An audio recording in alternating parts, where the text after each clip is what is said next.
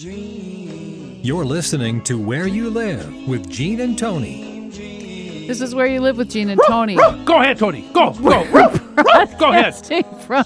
We're broadcasting from the Natural Green Lawn and Landscape Studios. More about the barking dog later. We're brought to you by Extreme Exteriors and American Family Insurance, the Kim Bennett Agency. As an American Family Insurance agent, Kim believes that there's much more to insurance than just the policy. It's about providing you with dependable protection and services. Kim believes that trust and credibility can't be demanded. It can only be earned by what you say and what you do. Call Kim Bennett at 651-482-1598 and tell her Gene and Tony sent you. It's time now for a message from the Minnesota Multi-Housing Association. The MHA Minute is brought to you by Start to Finish Maintenance Contractors. Start to Finish provides 24-hour service for all of your home and business maintenance needs.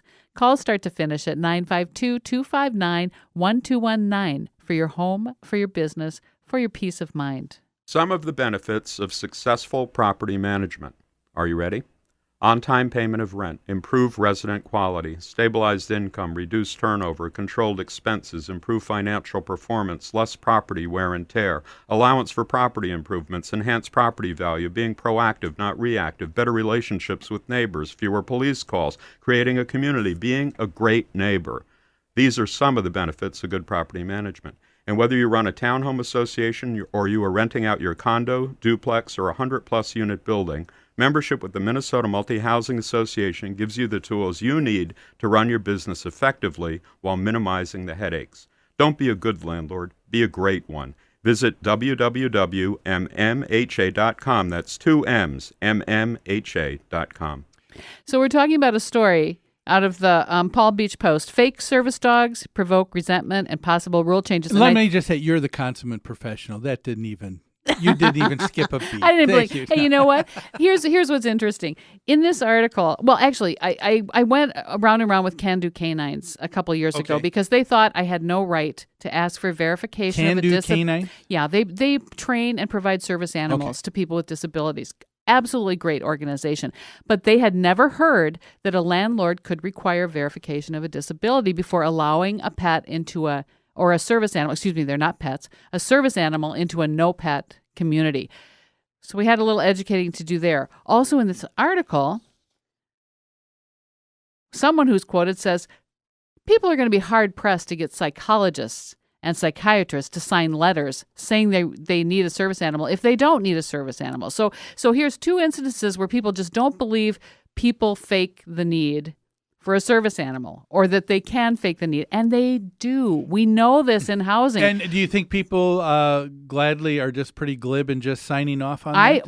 In my experience, someone with a pet of any type can find a doctor, a psychiatrist, a psychologist that's willing to sign a letter stating this person, Joe Smith, needs this iguana for his mental health. No, that's and then not we have true. to accept it. Well, the Can-Do Canines couldn't believe that. I don't believe that ever happens. I said it happens all the time. It happens all the time. Yeah. People will fake this kind of situation and so they can doctors bring never their pet. fake an accident for someone so that they get an insurance claim. Yeah, that never happens. These people might not even be doctors for all I know. All I have is a signed statement. So it happens more often than people think. Some people really lack. Am I going to say common sense? Maybe so, or maybe that's not imagination. Maybe. Well, no. They can't imagine that this could happen. People are really naive.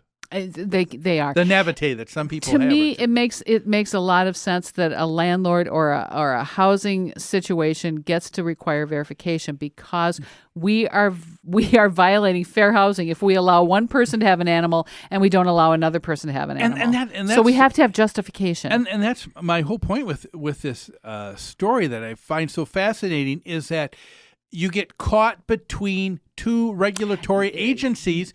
And which one has the higher the hierarchy here to prevail? Because as soon as you try to do something for one person to make an accommodation, there's someone else who says you didn't for me, and now now I'm slighted.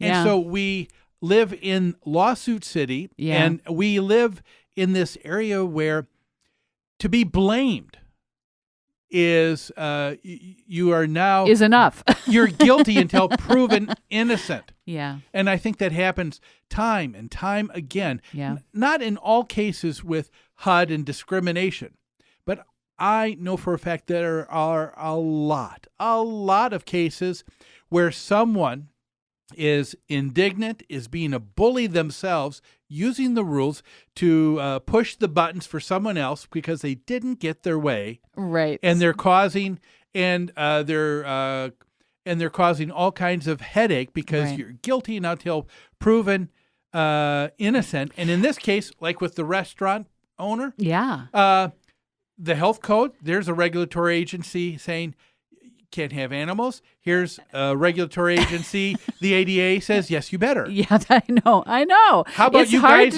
You guys are in the same government. How about you kind of get your act together? We get caught. Business people get caught between a rock and a hard place. It's very difficult to do business. Isn't that interesting? Yes. They're the ones that end up being caught in the middle. Being caught in the middle. I had something similar happen over an eviction notice this week. Didn't have anything to do with animals, but I issued several eviction orders and filed UDs for eviction. Let's see. Let me back up. I sent out notices saying you have to pay up what you owe or you have to vacate by such and such a date. And there was like 3 people in this one community that got these notices. Well, a couple people paid up by the due date. I gave them a drop dead date. If you don't pay by this date, I'm filing an eviction. They paid up. They're good. They're stellar. Okay. They're done. Well, the third person called me just madder than a hornet. I heard the gossip around this building is that you let so-and-so above me pay off what she owed, but you're not going to let me pay off what I owe. You're going to evict me. Well, the truth of the matter is this last person didn't pay by the due date. I filed a UD, and I can't take money from her after that. If she's going to pay money, she has to go to court to pay money. But I also can't reveal to her that what the other people did. I can't disclose to her what another resident did to avoid UD court without, I think, giving away confidential information. She paid up by the due date. All I could say was, Miss Resident, you did not pay by the drop dead date. Oh. I filed a UD. Now you have to pay in court. Yeah, again, there are so many people that have the nice way we put it in our business, unreasonable expectations. That's right. This woman, in fact, invoked the word HUD. She said, I guess I'm going to have to talk to HUD. I've looked at my rights, and you can't accept payment from someone else and then deny me the ability to pay. And to me, the way a person responds goes a long way in showing their true colors. And I think many times, not all, I can't say that, and so I don't want our listeners to think that, but a lot of people are bullies, pure and simple. They're using something to their advantage that has nothing to do with truly the reality. Yeah.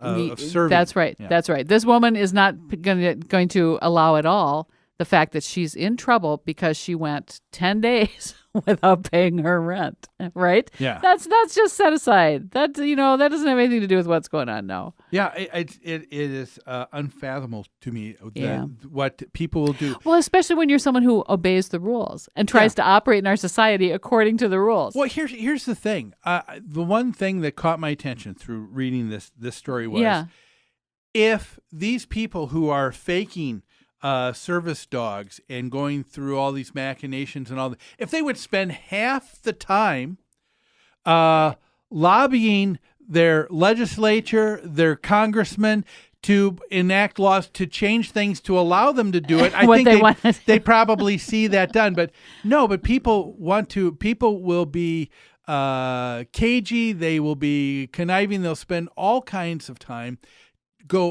bend things around and go to great extremes. You're saying instead they're expending all that effort to con somebody else. Yes. Don't you think that's happened? Yeah, I do. Man, I do too, and I just think it's wrong.